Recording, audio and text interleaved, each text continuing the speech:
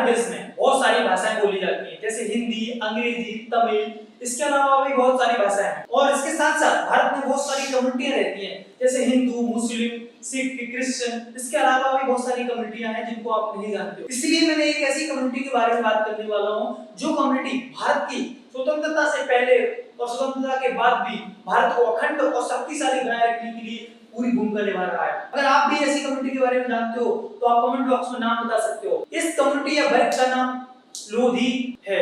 इस कम्युनिटी या इस वर्ग के बहुत सारे नाम हैं, लोधी, लोधा, इसके अलावा भी बहुत सारे नाम हैं।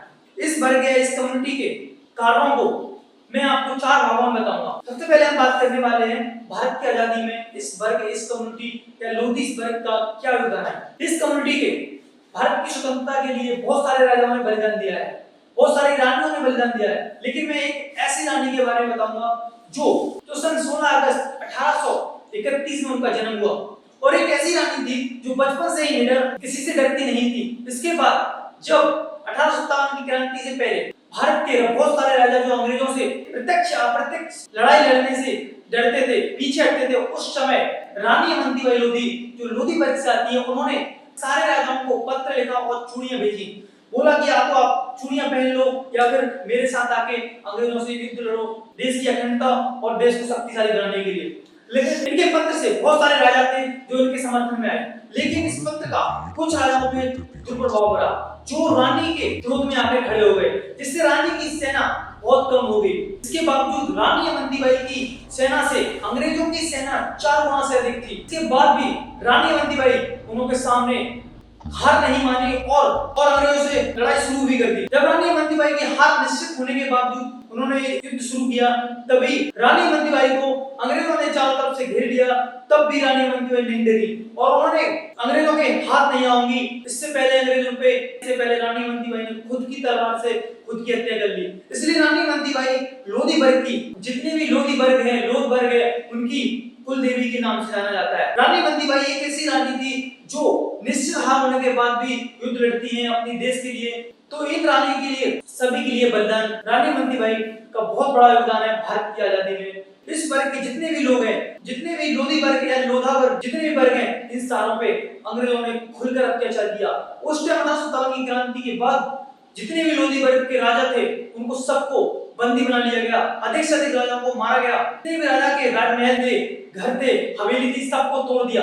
इसीलिए लोधी वर्ग के कभी आपको किले या हवेली मिलेंगे नहीं, अगर मिलेंगे तो इतनी बुरी हालत में खंडर के टाइम में मिलेंगे। लेकिन हमें जिम्मेदारी बनती है कि जो हमारे क्रांतिकारी, जो भी हमारे वर्ग के लोग, अगर उन्होंने बलिदान दिया है तो उनके नाम को अमर रखने के लिए हमें उनके आगे आना पड़ेगा। उनको ये बताना पड़ेगा कि हमारे कुछ लोग थे जो हमारे वर्ग के लोग थे, जो हमारे लिए और हमारे देश के लिए सर्वस्व न्यौछावर कर गए। ये बात बताई मैंने आजादी से पहले की। अब मैं बात बताऊंगा आजादी के बाद इस वर्ग का राजनीति में योगदान। इस कम्युनिटी या इस वर्ग के लोग भारत की राजनीति में और भारत को चलाने के लिए बड़े ही उच्च पदों पर आज भी मिल जाएंगे आपको। मैं आपको कुछ ही नाम बताऊंगा जो महत्वपूर्ण हैं इस वर्ग के लोग, जैसे कि कल्याण सिंह लोधी, या वह लोधी वर्ग के नेता हैं जिन्होंने राम मंदिर बनाने के लिए सबसे बड़ी भूमिका निभाई।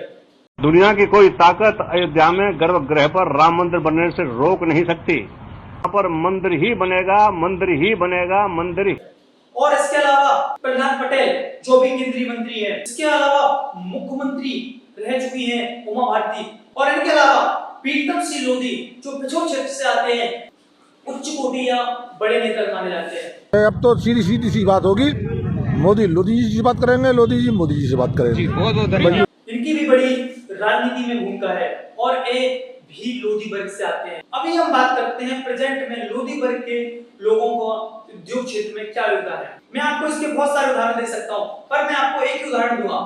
आपको मालूम होगा कि सबसे अमीर व्यक्ति अभी अंबानी जी को माना जाता है, पर आपको मैं बता दूं अंबानी के घर के सामने और उसकी बड़ी बिल्डिंग लोधा वर्ग या लोधी वर्ग की ही है। आप गूगल पर सर्च कर लेना, अंबानी से भी बड़ी और उसके घर के सामने बनाने वाले, उससे बड़ी बिल्डिंग बनाने वाले लोधा वर्ग से आते हैं, इसी वर्ग से आते हैं। तो आपको लोधा वर्ग के बारे में मालूम नहीं होगा, पर लोधा वर्ग एक ऐसा वर्ग है जो पैसे होने के बावजूद, अमीर होने के बावजूद अपने आप को कभी अमीर दिखाता नहीं है। अब हम बात करते हैं फिल्म इंडस्ट्री और सॉन्ग इंडस्ट्री में लोधी वर्ग का योगदान।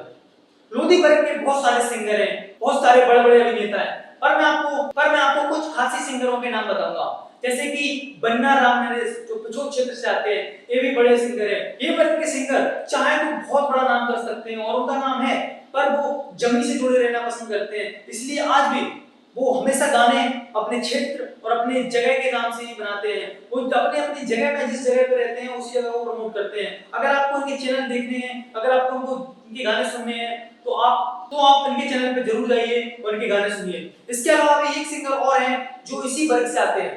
इसके अलावा एक सिंगर और हैं जिनका नाम नितिन लोधी है।